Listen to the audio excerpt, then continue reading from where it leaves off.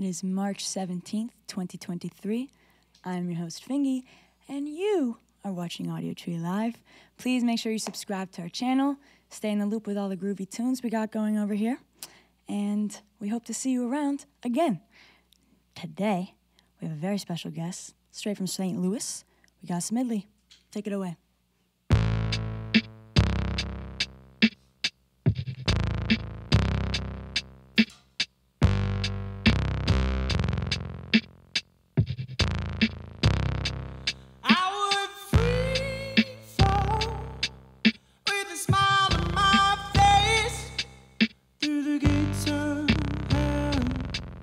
If I knew you weren't waiting, I could lose everything.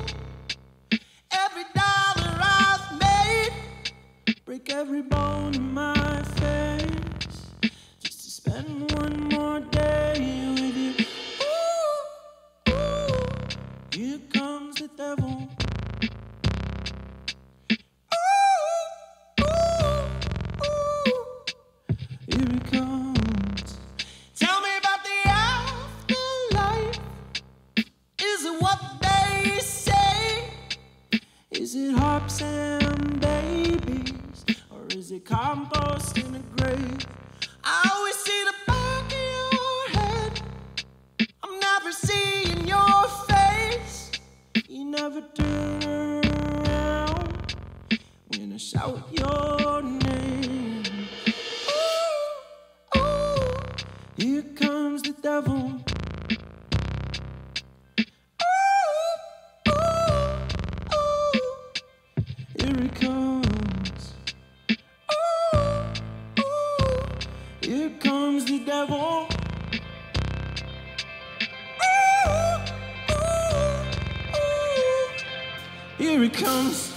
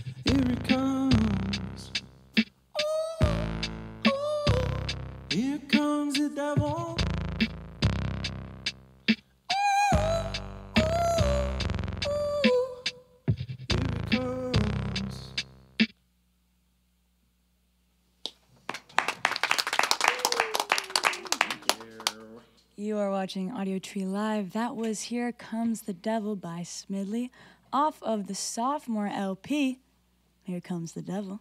See what you did there? Very nice.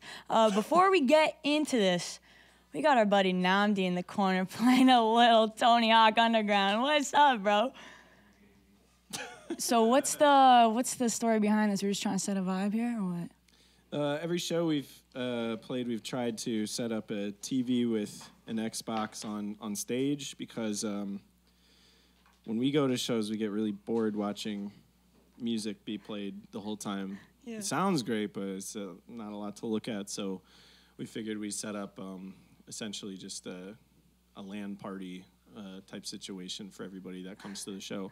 Hell yeah. So hopefully we can get like a Halo going at some point, but for now it's just, Tony Hawk Underground 1. Maybe we'll do a Far Out and have like a whole Halo situation. That'd be I mean, when you're on stage, you have like the video game just facing you, so everybody else is out of the loop, or do you kind of cheat the fans into the experience? We'd like to do it so that everybody can trade off and like come up and pass the controller around. I think the ultimate goal is to put up a curtain so that nobody can see us, and it is like a LAN party. So you can everybody can just play games and hear what's going on. And maybe at that point we just play the songs on like an iPod. Fuck it. You know, we evolve. Yeah. I like that. I was wondering, I heard that Smidley is named after your childhood dog. Is this true? That's true. Tell me about him. What's Smidley's story? Hey, he was just a really good boy. He's a black lab. I have him tattooed on me. Yeah, he was our childhood dog. That's so cute. And we were trying to come up with names for this project, and they were all really horrible. So at a certain point, it was like, well, if somebody makes fun of this band name, they're making fun of my dead dog. And it's like, damn. And then they have to carry that guilt with them. And it's happened a few times where somebody's like, what's up with this band name? It sucks. And I'm like, well, you're in for a treat here. I'm going to tell you where it's from. You fucking dick. Yeah, damn, exactly. That's funny. And you said we came up with that name. Are you talking like you and your siblings?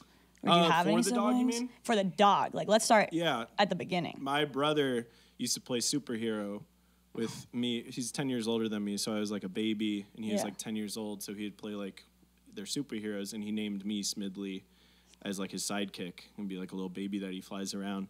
And so when we were naming the dog, named him after me, and then I named this project after the dog. So Fuck yeah. And what was the superpower? You were just quite literally a flying baby. I doubt there was much thought to it other than baby. Just baby, Smidley, sidekick. Love that. And what's up with growing up in your household? Did you have an artistic household? Did your sibling do art as well? Yeah, my brother's 10 years older. He played trombone, and then he started playing in bands.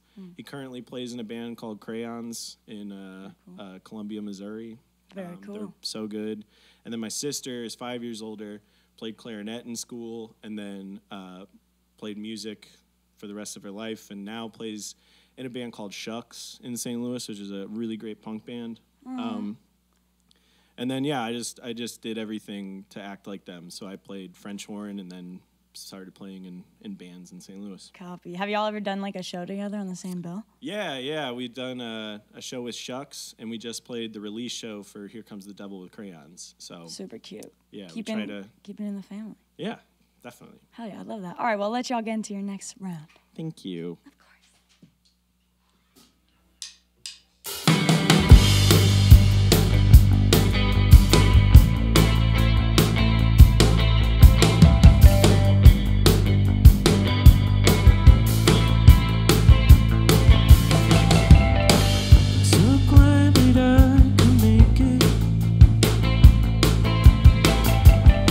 I never got the invitation.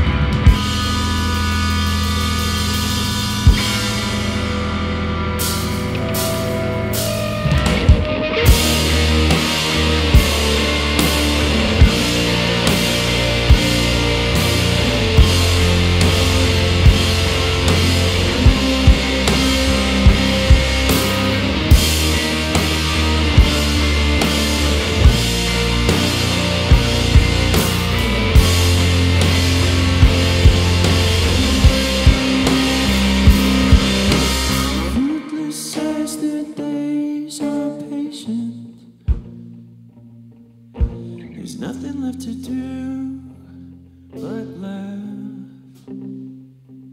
In the absence of some holy immolation, I can't help but feel godly wrath. So I'm holding out for godliness or something, but nothing ever comes, nothing ever feels right. I hope for a divine intervention, yeah, but no one intervenes except you. So I want you to be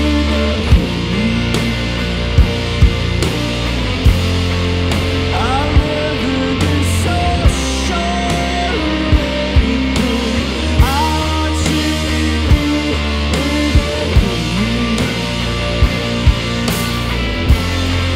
I'll never be so sure of anything. Hoping for a total dissolution, but everyone carries on, wearing their seatbelts. I'm holding for apocalyptic trumpets, but it's crickets all the time. Maybe it's a punchline. So I want you to be there with me. I'll never be so sure of anything. I want you to be there with me. Oh, I'll never be so sure of anything. I want you to be the track of me. I've never been so sure of anything. I want you to be the track of me. Oh, I want you to be the track of me.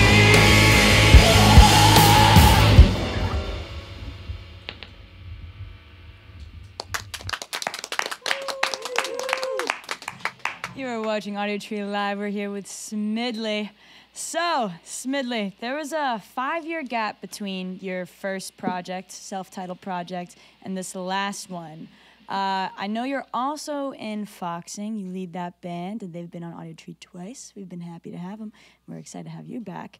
I was wondering, what was going on during that period? Were you working with Foxing? Were you working through your own shit? Were you learning how to do carpentry? What was going on?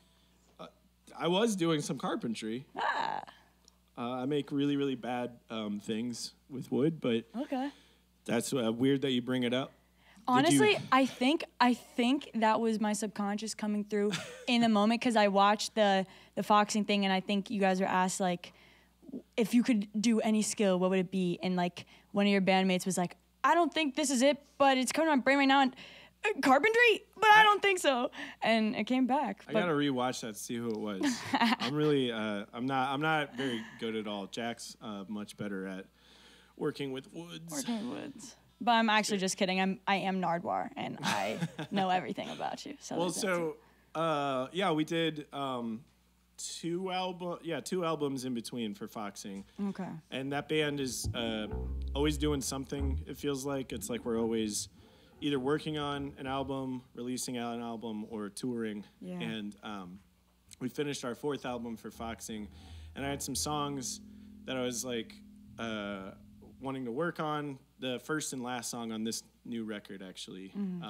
were the songs that I was presenting. And I was like, hey, maybe we could start working on another Foxing thing. But it was like as we were releasing the 4th album. Yeah. So instead, I just went ahead and made the rest of this one, which is a great brain break that I think everybody needs when you're working on, like, I don't know, 2 albums in a row for any project without any time off. So I think, that's what the holdup was essentially just working on LPs 3 and 4 for Foxing. Very cool, very cool. And do you experience any sense of fear or excitement with just the prospect of having half a decade before the next release? Because, you know, you're actively writing, you're fleshing out stuff, but people who are waiting to hear the next Smidley track for 5 years are like, what's coming? Is there any psychological effect that gives you? Not necessarily, because I think most people that like Smidley are just like fans of Foxing, and it's kind of like like some extra songs from like I don't know. It's like it doesn't sound the same as Foxing, but it's clearly, you know, Iterations. Yeah, and also like on this album, for instance, Eric, who's the guitarist and producer of Foxing, mixed this album, so it's got a lot of like shared production and instrumentation from me. He plays a solo on one of these songs. So in general, I think that taking that amount of time off, then I never heard from anyone like when's the next Smidley thing coming, because I think they're just like, no, if you do a Foxing thing, then we're you know, satisfied. You got a patient fan base. That's good. Yeah. That's good. So with that, let's roll on to the next one. All right.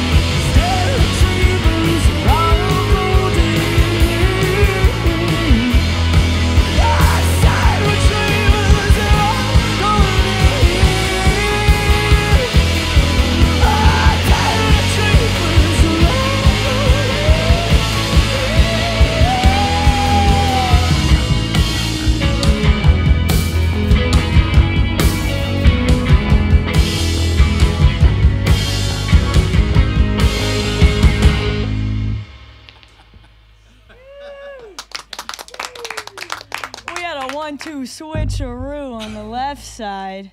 Super rad. That's really cool. Y'all play clarinet too, or what? No? Just... I was asking if y'all play any other instruments, or... I just play Tony Hawk Underground. Oh, fuck yeah. Fuck yeah. Yeah, how's it going over there? Are we doing well? Everything's okay? You're doing horrible. You know, that's subjective. So... Anyways, so with writing songs, I know that with Foxing as a band, you more so sit down, shop it, make sure it feels relatively universal. But with Smidley, you're kind of able to have free reign and do a bit more train of thought type of creation. Do you have a preference over each style? No, not really. I think like when I sit down to write a song, it's either trying to like force something in the moment because we're under some kind of deadline or something like that, or I'm just recording things in my phone and then fleshing them out later. Yeah. So really, it's kind of the same way for both projects. It's really just that there's, I have Eric and John in Foxing to like run everything by and say like, here's a song, and then we bounce off of each other and it turns into something completely different than the initial thing. Yeah. And then I think these Smidley songs are pretty much just like the version of it before it gets to Eric and John. You look really good, Jack. Can you wear those? Yeah. You look beautiful. But you have to talk in a different voice. Okay. Okay, so what I'm getting is it's more so a different way, but not necessarily a preference that you prefer? No, not really, because it's kind of the way that I write a song is the same both ways. It's just a matter of like, John and Eric being there to manipulate, like kind of change the song to become something that sounds like a Foxing song, as opposed to if they're not there and I'm making an album like this, it's just like whatever I end up wanting to do. So you get to do your own little brain babies in two different avenues. I like that. that. And then you were saying when you go on tour, you feel like there's less pressure to. You said there's less expectations for people to put onto you as Smidley rather than keeping up expectations as someone from Foxing. What are some of those expectations that you're feeling? I don't know. I don't remember.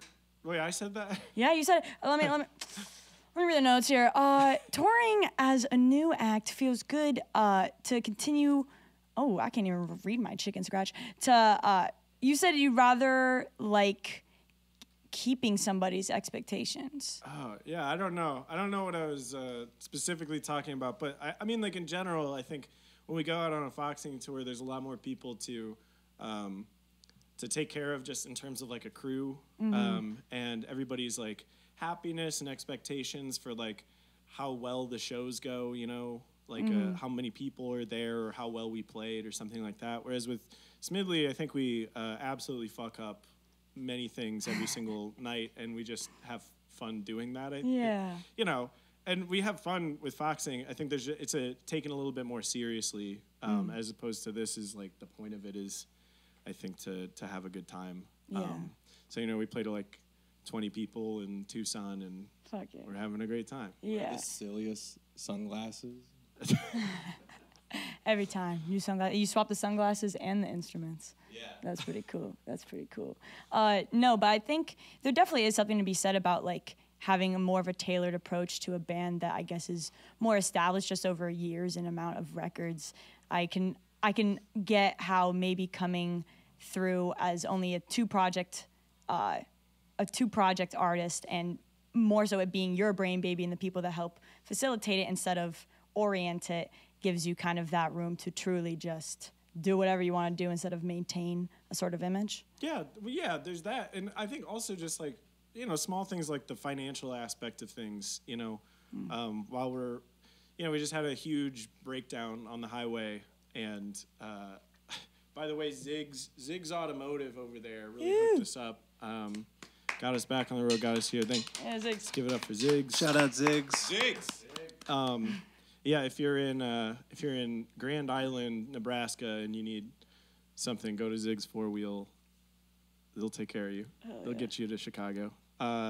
So something like that, there's a financial aspect to that, and it didn't, it sucked to deal with, but at the same time, we're all able to look at that and go like, whatever, it'll be fine. Yeah, and you've been through that before, no? Didn't you also have another like accident, and then you raised money to kind of subsidize that hole that you got into? Yeah, that one we raised money because we got our trailer stolen in Austin. But how do you steal a somebody trailer? Followed us to my sister's house and like clipped the lock and took the trailer off the hitch and ran away with it while we were sleeping. Wow. It sucked, but But we're here now on Audiotree. And then we, different tour, we got in a big accident. We have really horrible luck, but Hey, but the perspective is what matters. That's right. And what I'm hearing is y'all's van broke down, and now you're giving a plug to the people that helped you out. that's right. I like that. I like that a lot. Well, By the way, while we're plugging, Namdi's going to be on tour when this comes out, I'm sure. hey, shout out Namdi. Get your tickets, please. Get your tickets for Namdi show. Will you be playing Tony Hawk as you perform, Namdi? That's it. Very good. Very good. No false advertisement on this channel, so you can trust his word. I can promise that. All right, I'll let y'all get into your last song. Thank you so much for being here. Hey, thank you so much for having us. We really appreciate it. This is always the coolest thing in the world, and we appreciate the opportunity to come back. Thank you. Yeah, of course, man. Well, shall we? You ready? Yeah. Okay. Okay. There's nothing left to do now. I'm a soccer mom in the spring. There's no one likes you on the hard horse you ride on. The days they feel like chores now. The crowds do not apart. 'Cause no one likes you, the band you're in.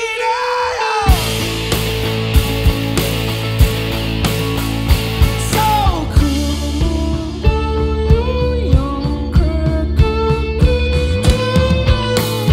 oh yes and because after all,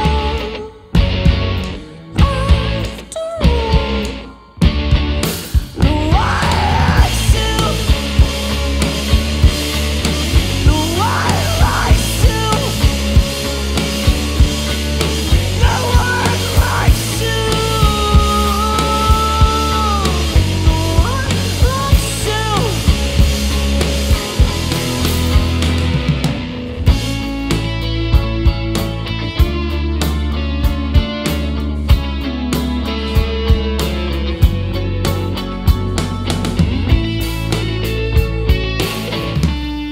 That's a great line, Namdi.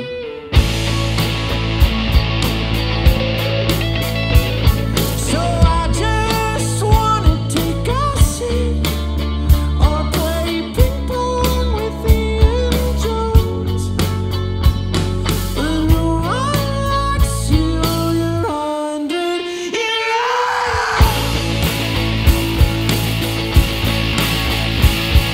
I'm going, trying. Says I can't just stop it.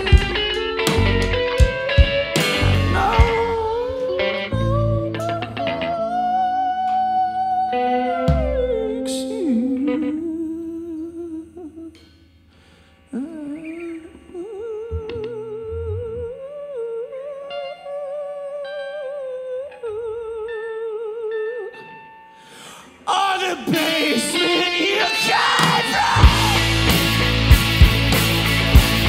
Oh, Sarah, come on, while you're young, cry, cry, cry. Sarah, you're sick as you are, baby. Oh,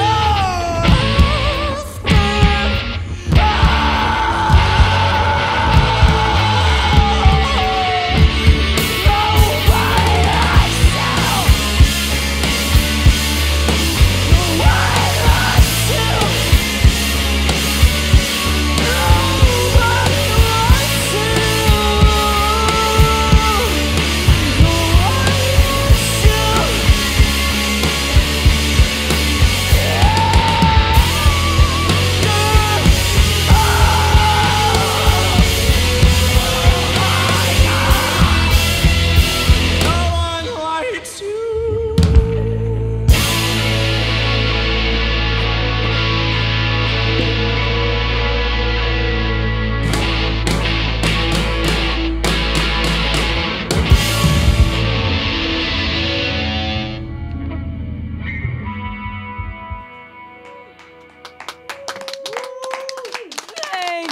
Smidley for being here. Please make sure you purchase Here Comes the Devil, stream it, listen to it, show it to your mom, show it to your dad, show it to your childhood dog. And fun fact I've been told, if you do buy this vinyl, you get to play a free game of Tony Hawk Underground with Namdi. Yeah, so exciting. Very cool. Yeah, no, that's a lie. Anyways, thank you so much for watching. Thank you for the crew for getting this done and being awesome. And thank you guys so much for watching.